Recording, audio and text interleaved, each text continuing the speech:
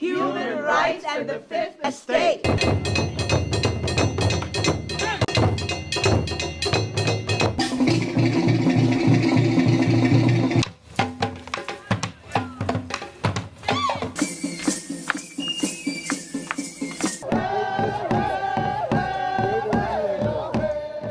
Comunidad. Daraja. Smile.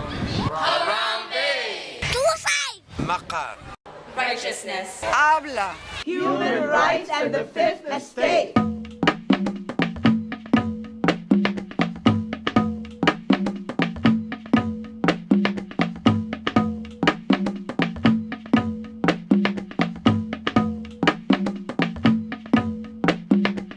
The New York Police Department and even the federal law enforcement would target individuals. We've had clients who would be asked to be informants, and if they didn't comply, then they would face certain penalties. But the way that it was done was that sometimes it would be direct, so people would be targeted and would be asked to be informants. If they didn't comply, then they would be put on a no-fly list, which basically doesn't allow them to leave the country anymore. So even if you have legal status, a lot of our clients were permanent residents, but now you can't go back home and see any of your family, so you're basically stuck here. So it's kind of like being in jail almost. You can't see your family, you can't leave the country, and there's basically no relief for that. Like the administrative measures to take yourself off the list,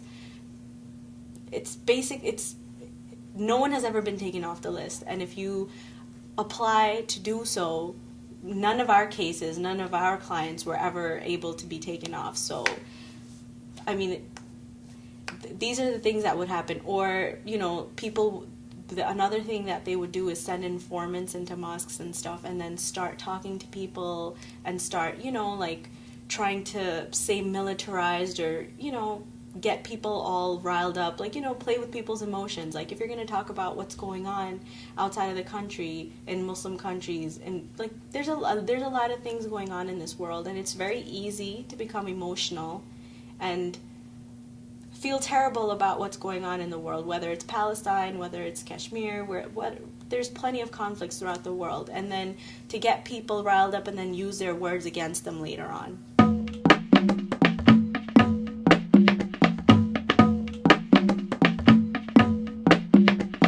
Send people into restaurants, or especially into shops, into mosques in particular, and then start talking to people. So someone who would pretend to be Muslim, or someone maybe they were Muslim, but they were sent, a lot of times they were sent to just speak to people in general in mosques and get them, see who would be willing to kind of take the bait, so say certain things and see what other people in the mosque were saying.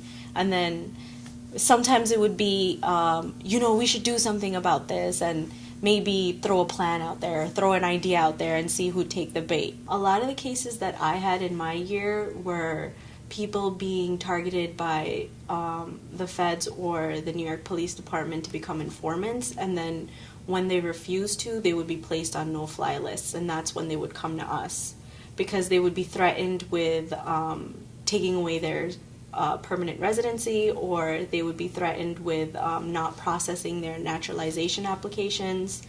Applications would just sit there for years, and when we would contact USCIS, we wouldn't get a response as to why there was a delay. One client in particular was repeatedly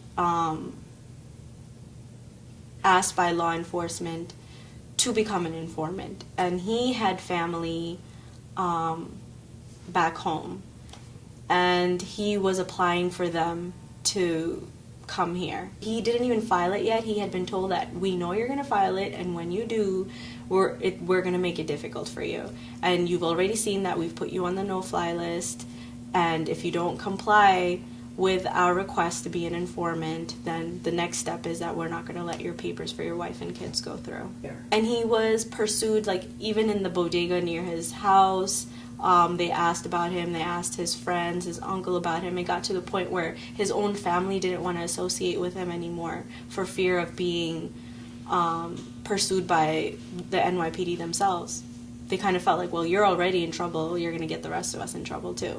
So a lot of times, you're separated from your family who's back home, then your family that is over here, or your friends or cousins or uncles or whatever that are over here don't want to associate with you for fear that you are somehow going to ruin their lives. My clients didn't do anything that would warrant any sort of suspicion by law enforcement at all.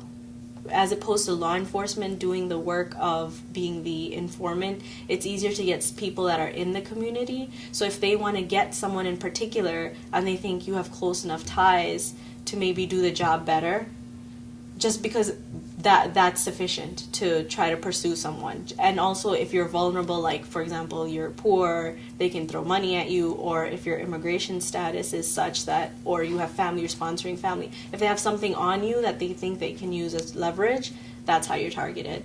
I believe there was one case where the client agreed to do some stuff online. He was like, okay, well, I'm not going to go into a mosque or I'm not going to talk to anyone, but if you want me to do stuff online, like go to chat rooms or something, I'll do that.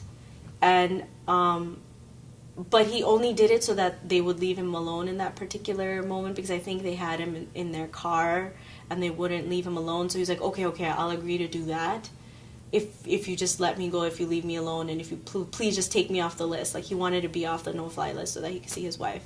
So he agreed to do it. Later on, he did say, oh, no, I'm not doing it. And they were like, all right, well, you're never coming off that list. So I mean, it was just I can't even describe how these people, like, when you look so strained, you look like you're almost becoming thin, like your skin is becoming so thin from being stretched out. That's how our clients looked all the time, every time we saw them. It's like you're being slowly, killed almost. But like, if you're kind of religious, you have like a beard, like, really good, pious, God-fearing people, and you just think, my God, I can't believe something so terrible is happening to someone who's so good, who tries to lead a good life, but that's what would happen. A person like that is more believable. If you want them to go out there and try to trap more people, a person like that obviously people are going to be more trusting, because they're going to think, well, this is a religious person, this is a good person, I can trust that person. I mean, when I think about people that I've grown up in Queens, so even people like my childhood friends, I feel like a good amount of them have been faced with this sort of issue. Been targeted by police. I know a couple of friends or their brothers actually who have been targeted by law enforcement and asked questions about, other people. Oh, do you know such and such? Is he involved in anything? Like, kind of terrorism related things. So, I mean, if from just the demographic of people that I've grown up with, if I can, pull a few names, I mean, it has to be a lot of people, A lot. See, that's the thing within the Muslim community, especially South Asians and Arabs. You just think, well, I didn't do anything, so what's the big deal if I talk to them? Even if you didn't do anything, that doesn't mean that people can't put words inside your mouth. And because they haven't had as much of a history with law enforcement targeting them like that, they're not really savvy. They really don't know. So a lot of times people, even parents, will tell their kids, oh, go ahead, you didn't do anything, just talk to them, clear everything up so that we can get out of this mess. And things don't get cleared up. It just gets worse and worse and worse.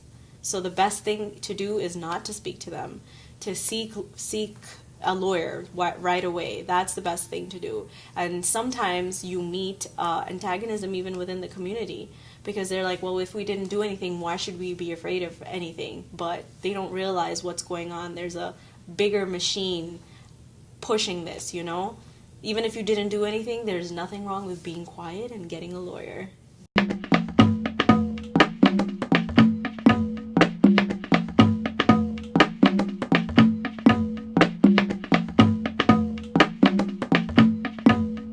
They've actually implemented a very vast, broad program of infiltrating, spying on, mapping, recording daily activities of American Muslim communities in New York City, across the boroughs, and even actually beyond New York City.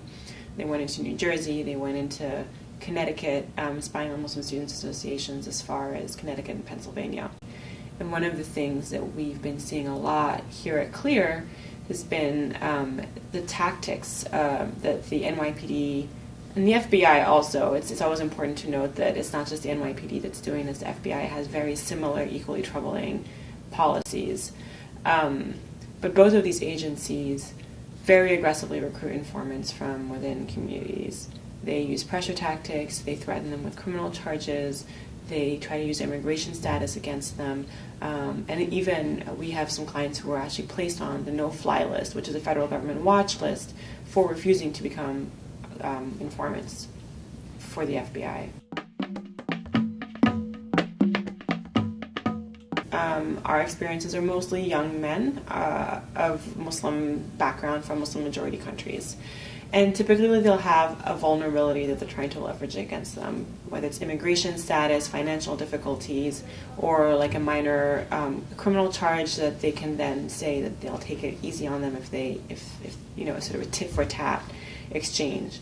Our clients in the no-fly list challenge, which are the individuals, the young men who are placed on the no-fly list in order to coerce them to become FBI informants, they're all young immigrant Muslim males, and being prevented from traveling and visiting their relatives overseas is, you know, hugely burdensome on them. So that's why that tool was so coercive when you use it against those particular individuals, because they really need to be able to travel.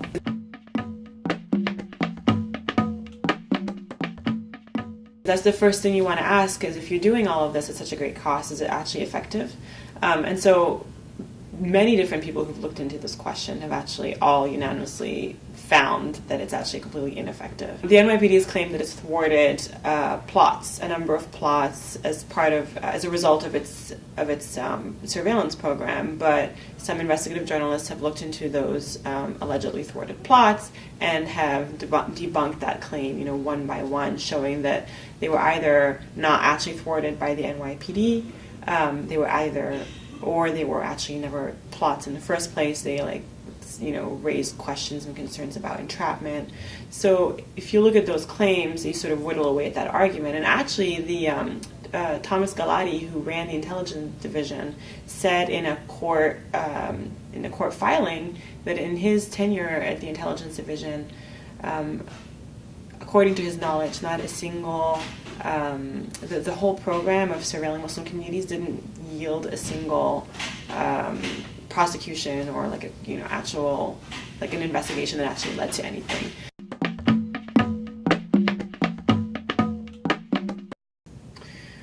One of the things that's very difficult is that the communities that are being targeted oftentimes are themselves from immigrant communities, and they don't know that they can refuse to answer questions, or that they can say they'll answer their questions with an attorney there. And agents will use that fear and that ignorance of their rights to their advantage. We call them fishing expeditions. And generally, the moment a lawyer intervenes and steps in and puts in a call to those agents and lets them know that this person is represented, that's sort of the end of the story.